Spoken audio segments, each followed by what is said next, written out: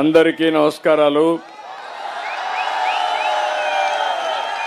ఈరోజు నేను అన్నానగర్కి వచ్చినప్పుడు నాకు చెన్నై అంతా కూడా ఘన స్వాగతం పలికారు. మీ అందరికీ అభినందనలు. అన్నానగర్ ఏఐడిఎంకే అభ్యర్థి గోకులేంద్ర గారు, టీ నగర్ అభ్యర్థి సత్యనారాయణ గారు, టీ నగర్ సత్య గారు, వల్లివాకం అభ్యర్థి అయినటువంటి విజయ్ కుమార్ గారు, ఇక్కడ ఉన్నటువంటి ఏఐడిఎంకే అదే మరిగా బీజేపీ నాయకులు కార్యకర్తలు అందరికీ నేను ఫస్ట్ టైం చెన్నైలో కూడా తెలుగుదేశం జెండాలు రెపరెపలాడుతున్నాయి. అలాంటి నాయకులకు కార్యకర్తలకు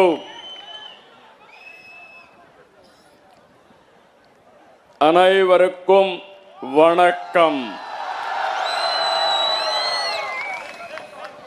என் அன்பான தமிழ்நாடு மக்களே, உங்களுடன் என் பெருங்கநாந்தில் இங்கே இருப்பது ரொம்பவே சந்தோஷம்.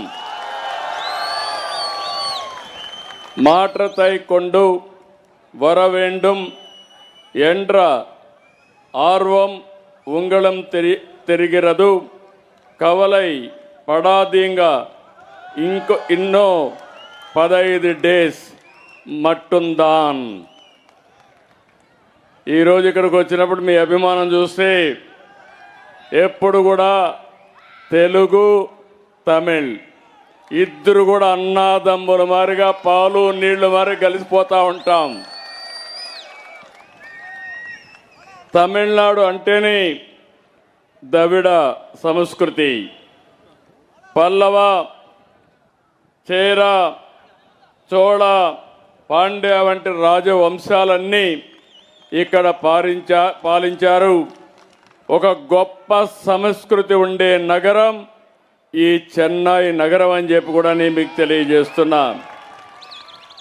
అన్ని భాషల్లో కల్లా తెలుగు అంటే, తమిళం అంటే మీకు చాలా అభిమానం. ఎంత అభిమానం అంటే ప్రపంచంలో ఏ భాషకు లేని ఆదరణ తమిళ్ భాషకు ఉంది. అది మీ అందరి అభిమానం.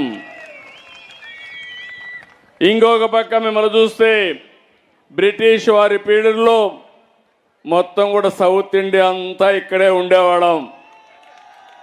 అది చూసిన తర్వాత ఎన్టీ రామారావు గారు ఇండిపెండెన్స్ రాకమునిపే ఇక్కడికి వచ్చి ఈ గడ్డ పైన రాణించి ఒక మహానాయకుడైన విషయం మీరందరూ గుర్తుపెట్టుకోవాలి. ఆ తర్వాత ఆంధ్రప్రదేశ్ రాష్ట్రానికి ఒక రాజకీయ నాయకుడిగా, ఒక మహోనాయకుడిగా అయ్యాడు. ఆయన ఇక్కడ నీళ్లు తాగాడు, మీ రుణం తీర్చుకున్నాడు. ఆ రోజు ఎంజీఆర్ అదే మరి ఎన్టీఆర్ ఇద్దరు కలిసి చెన్నై నగరానికి దాహం తీర్చాలని తెలుగు గంగ తీసుకొచ్చిన ఘనత ఎంజీఆర్ ఎన్టీఆర్కే దక్కింది. అదే సమయంలో నేను కూడా ఇక్కడే పెళ్లి చేసుకున్నా. నా పెళ్లి కూడా ఇక్కడే జరిగింది.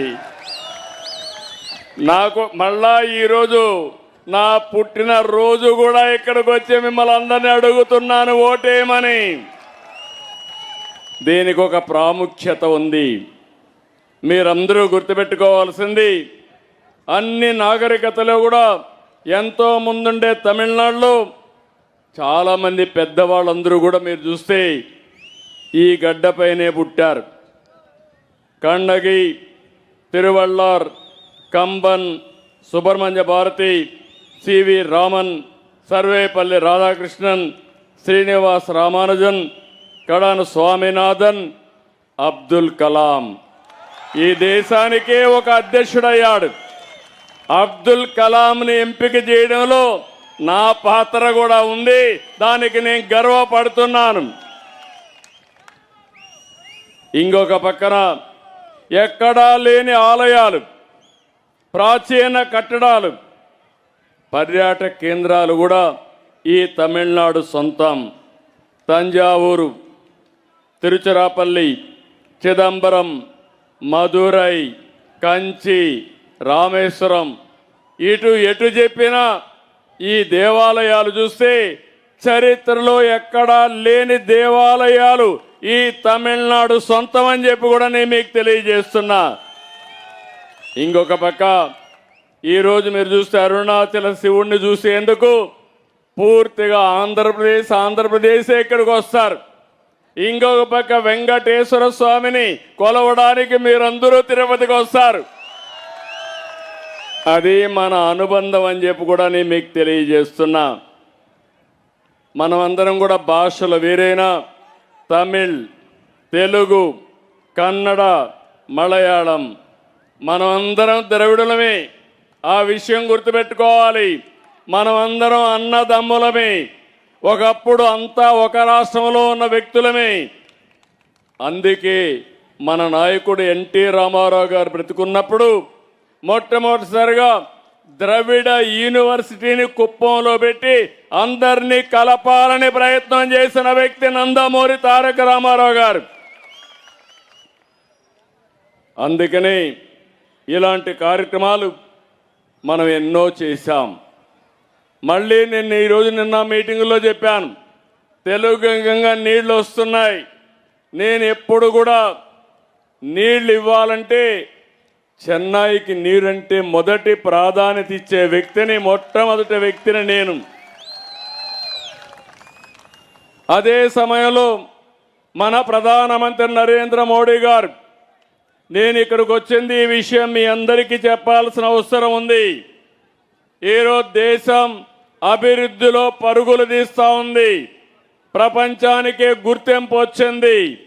దానికి కారణం నరేంద్ర మోడీ ప్రధానమంత్రిగా ఉండడమే కారణం. అభివృద్ధి తెలిసిన వ్యక్తి, ఇంకో పక్క సంక్షేమ కార్యక్రమాలు చేసే వ్యక్తి, పేదవాళ్ళ కష్టాలు తీర్చే వ్యక్తి ప్రధానమంత్రి గారని చెప్పి కూడా నేను మీకు తెలియజేస్తున్నా. ఈరోజు మీరందరూ ఒకటి గుర్తుపెట్టుకోవాల్సిన అవసరం ఉంది. ఈ ప్రాంతం మిమ్మల్ని అందరిని చూస్తే నిత్య చైతన్యంతో మరి ముందుకు పోతారు. ఈ పార్టీ సిద్ధాంతం కూడా అన్నాదురై పెట్టింది కాంగ్రెస్కి వ్యతిరేకంగా పోరాడడానికి డిఎంకే పార్టీని పెడితే, ఈరోజు ఆ పార్టీ డిఎంకే పార్టీ పోయి కాంగ్రెస్లో కలిసిపోయే పరిస్థితి వచ్చింది. వారికి సపోర్ట్ చేసే పరిస్థితికి వచ్చారు. ఇంకొక విషయం కూడా గుర్తుపెట్టుకోవాల్సిన అవసరం ఉంది. మీరు నిన్న ఒక సంఘటన జరిగింది పార్లమెంట్లో. తమిళనాడులో చర్చ జరగాలి, దక్షిణ భారతదేశంలో చర్చ జరగాలి. మహిళలకు రిజర్వేషన్లు ఇవ్వడం 30 సంవత్సరాల నుంచి పోరాడుతున్నాం.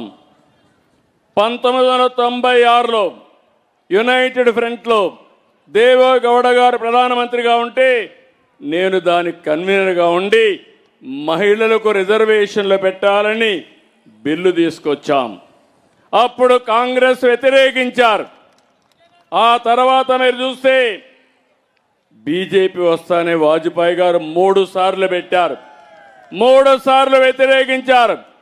2009-10లో మళ్ళీ కాంగ్రెస్ అధికారంలో యూపీఏ ఉంటే బిల్లు పెడితే రాజ్యసభలో పెట్టినప్పుడు బీజేపీ సహకరించి పాస్ చేశారు. లోకసభలో ఆ బిల్లు పాస్ కానియకుండా కాంగ్రెస్ అడ్డుపడే పరిస్థితికి వచ్చారు. ఇప్పుడు నరేంద్ర మోడీ గారు 2023లో మహిళలకు రిజర్వేషన్లు పెట్టాలని పార్లమెంట్లో బిల్లు పాస్ చేశారు. మళ్ళీ ఆలోచించారు, తొందరగా పెట్టాలి, 29లోనే బిల్లు అమలు చేసి మా ఆడబిడ్డలకు రిజర్వేషన్లు ఇవ్వాలనే ఉద్దేశంతో మోడీ గారు ముందుకెళ్లారు. ఈ సందర్భంగా మిమ్మల్ని అందరినీ ఒకటే విజ్ఞప్తి చేస్తున్నాను, ఈ బిల్లును అపోజ్ చేసింది కాంగ్రెస్ పార్టీ, దాని మిత్రపక్షాలైన డిఎంకే, టీఎంసీ, అదే మరి సమాజ్వాదీ పార్టీ. నేను అడుగుతున్నా, ఈ ప్రాంతంలో ఉండే మహిళలందరూ ఆలోచించాలి. మీ ఇంటికి డిఎంకే వచ్చినా కాంగ్రెస్ వచ్చినా నిలదీయాలి. మా ఆడబిడ్డలు 30 సంవత్సరాలుగా పోరాడితే ఎందుకు రిజర్వేషన్లకు అడ్డుపడ్డారని గట్టిగా నిలదీయాల్సిన బాధ్యత ఆడబిడ్డల పైన ఉంది. వాళ్ళు చెప్పిన నెపం మీరు చూస్తే డీలిమిటేషన్ వల్ల సీట్లు తగ్గిపోతాయని ప్రధానమంత్రి గారు చెప్పారు. 39 సీట్లు తమిళనాడులో ఉన్నాయి, 20 సీట్లు అదనంగా యాడ్ అవుతాయి, అంటే 50%. ఆంధ్రాలో 25 ఉన్నాయి, దగ్గర 13 సీట్లు యాడ్ అవుతాయి. యూపీలో 80 ఉన్నాయి, 40 యాడ్ అవుతాయి. ఏ రాష్ట్రం కూడా జనాభా దామాషా ప్రకారం ఇప్పుండే సీట్ల ప్రకారం యాడ్ అవుతాయి తప్ప జనాభా ప్రకారం కాదని చాలా స్పష్టంగా చెప్పారు.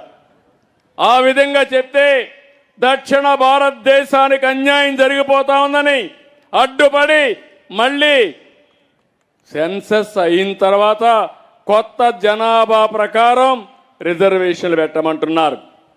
మీరందరూ గుర్తుపెట్టుకోవాలి, 2001లో ఆనాటి ప్రధానమంత్రి వాజ్పేయి గారితో గట్టిగా చెప్పి దక్షిణ భారతదేశంలో జనాభా తగ్గుతుంది, మీరు జనాభా దామాషా ప్రకారం సీట్లు ఇస్తే మేము నష్టపోతామని 1971 ప్రకారం ఆ రోజు రిజర్వేషన్లు పెట్టించిన పార్టీ తెలుగుదేశం పార్టీ. ఆ రోజు ఉండే పార్టీలు బీజేపీ పార్టీ అని చెప్పి నేను మీకు తెలియజేస్తున్నా. అలాంటిది ఈరోజు వీళ్ళు కావాలని అడ్డుపడి మా ఆడబిడ్డలకు వచ్చే సీట్లు రానియకుండా దక్షిణ భారతదేశానికి అన్యాయం జరిగిందని తప్పుడు ప్రచారం చేస్తున్నారు. నేను ఒకటే అడుగుతున్నా, ఎక్కడ అన్యాయం జరిగింది చెప్పండి. రెండోది, మీరు చేసిన పని వల్ల జనాభా ప్రకారం రేపు రిజర్వేషన్లు పెడితే మనకు ఉండే సీట్లన్నీ పోతాయి, తీవ్రమైన నష్టం జరుగుతుంది. 2 విధాల నష్టం. ఆడబిడ్డలకు సీట్లు రాకుండా చేశారు. ఇది ఎప్పుడు జరుగుతుందో నాకు తెలియదు, ఎందుకంటే 3 దశాబ్దాలుగా పోరాడాం, ఇంకా మళ్ళీ ఆరంభానికి వచ్చాం. ఇంకా 10 ఏళ్ళు పడుతుందా 20 ఏళ్ళు పడుతుందా చెప్పలేం. ఇంకో పక్కన ఒకవేళ కానీ కొత్త జనాభా ప్రకారం సీట్లు ఇవ్వాలంటే దక్షిణ భారతదేశం సగం సీట్లు కోల్పోతారు. ఇలాంటి చేసినటువంటి ఇక్కడ డిఎంకే పార్టీ కేంద్రాన్ని ఓడించాం, తమిళనాడు గెలిచిందని గొప్పలో మాట్లాడుకుంటున్నారంటే మీరు నిర్ణయించాల్సిన అవసరం మీ మీద ఉంది. నరేంద్ర మోడీ గారు రిఫార్మర్, ఈ దేశం బాగు కోసం ఆలోచిస్తున్నారు. ఇక్కడుండే నాయకులు రాజకీయ అజెండా తప్పుడు ప్రచారం చేసి రాజకీయ లబ్ధి పొందాలనుకుంటున్నారు. అవునా కాదా అని మిమ్మల్ని అడుగుతున్నా.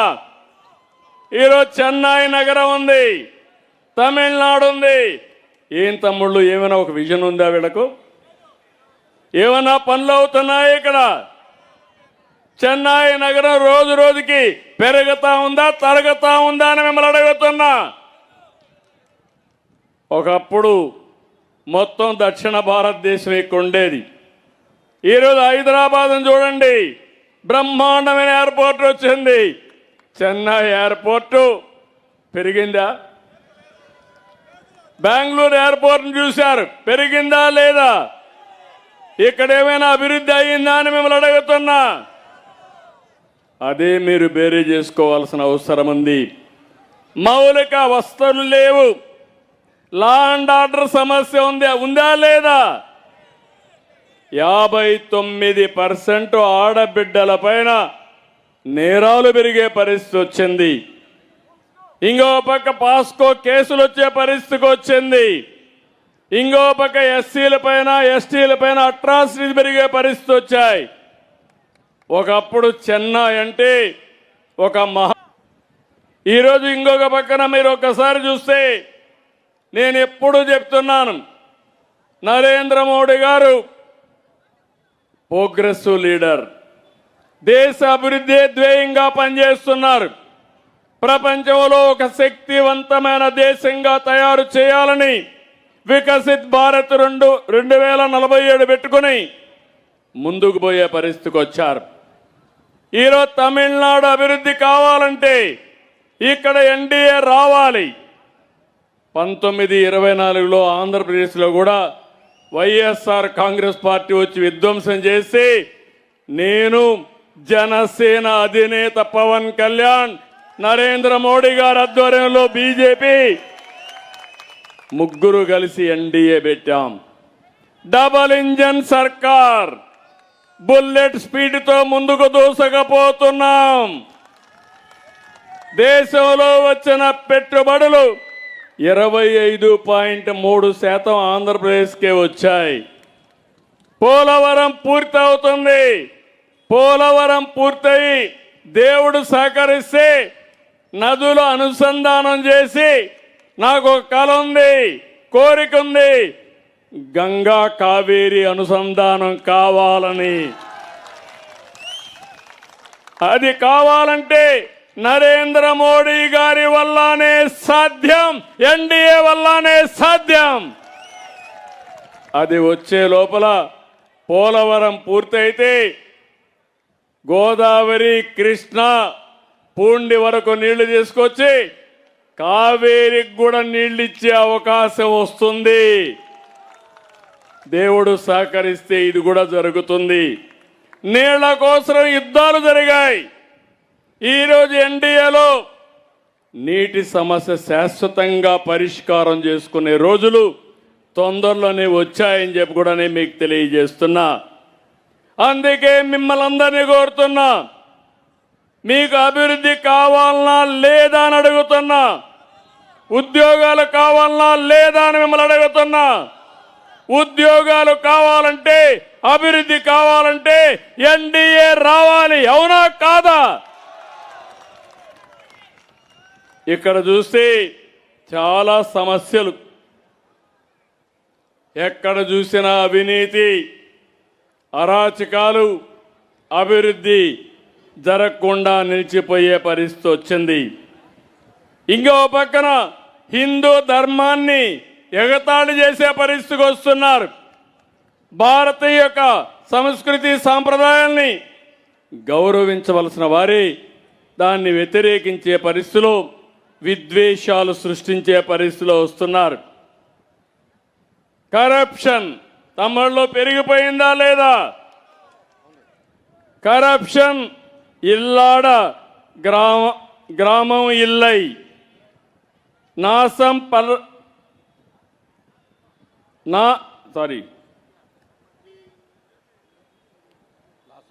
చెప్తాను. కరప్షన్ ఇల్లాద గ్రామం ఇల్లై, నాశం పన్నాద నగరం ఇల్లై, சேதம் அதையாத பகுதி இல்லை.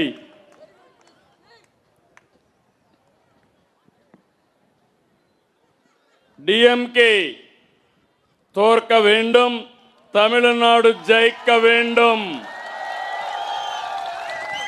అర్థమైందా రాజా?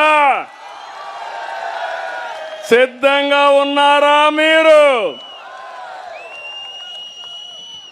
ఇలాంటి కార్యక్రమాలతో చెన్నై అభివృద్ధి అవుతా ఉందంటే కేంద్రం చూస్తే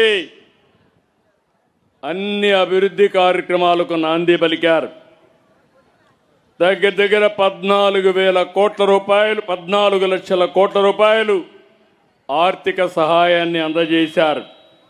ఇంకో పక్క భారతదేశం ఒక శక్తివంత దేశంగా తయారవుతా ఉంది. ఇంకో పక్క మీరు చూస్తే ఇక్కడ మన సెంట్రల్ రైల్వే స్టేషన్ కూడా శాశ్వతంగా గుర్తుండడానికి ఎంజీఆర్ పేరు పెట్టిన పార్టీ ఎన్డీఏ.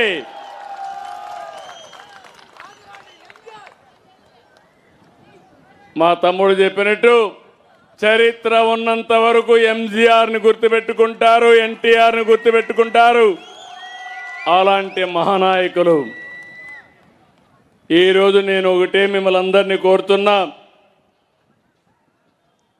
మున్నేట్రం వేండుమా, వేలై వాయిషుగల్ వేండుమా, அப்படியானால் மத்தியில் மோடிஜி,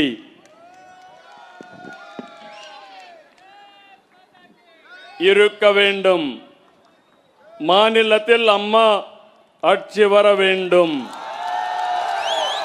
ఇందుకు ఎన్డీఏ కూటమిயை వెற்றி పెర చేయింగల్. అందుకని మిమ్మల్ని అందరినీ ఒకటే కోరుతున్నా, మీ ఓటుతో రాష్ట్రం గెలుస్తుంది. తెలుగు జాతి, మన తమిళ జాతి గెలుస్తుంది. ప్రతి వ్యక్తి, ప్రతి ఇల్లు గెలుస్తుంది. మీది ఓటు బాగు చేసేది, మీ భవిష్యత్తు మార్చేది ఎన్డీఏ కూటమి ప్రభుత్వం అని చెప్పి మరొక్కసారి తెలియజేస్తున్నా. ఉంగల్ ఒట్టినాళ్ తమిళనాడు వెల్లుం, ఓరు వరం, ఓరు కుటుంబం వెల్లుం. ఓటు ఉంగళదు, ఉంగల్ వాల్యువై மாற்றும் பொறுப்பு எண்டியது. தமிழ் தாய் வாழ்க. తెలుగు తల్లికి జై. భారత్ మాతాకి జై. తెలుగు తల్లి, తమిళ తాయి అందరం కలిసి భారత మాతలోనే భాగం. ఈ దేశం బాగుంటే మనం బాగుంటాం. ఆ దేశాన్ని బాగు చేసే శక్తి నరేంద్ర మోడీ గారికి ఉంది. మీరందరూ ఆలోచించాల్సింది, తమిళనాడును బాగు చేసే శక్తి ఎన్డీఏకే ఉంది. ఆ విషయం గుర్తుపెట్టుకొని తమిళనాడు బాగుపడాలంటే ఎన్డీఏకు ఓటేయమని మరొక్కసారి మిమ్మల్ని అందరినీ కోరుకుంటూ అందరికీ నమస్కారాలు. జై Hind.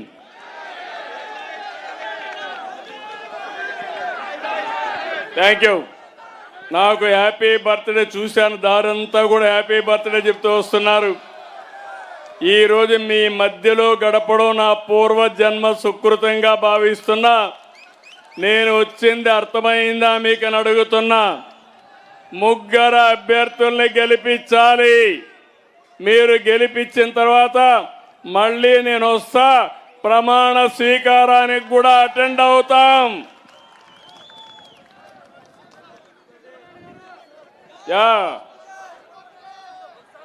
EPS CM,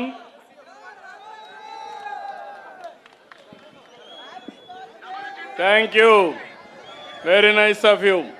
thank you brother, thank you. రెండాకులు అందరూ కూడా రెండాకులు, చరిత్ర సృష్టించే రెండాకులు, జీవితాలకు వెలుగు తెచ్చేది రెండాకులు. కాబట్టి మీరందరూ కూడా రెండాకులకే ఓటేయాలి.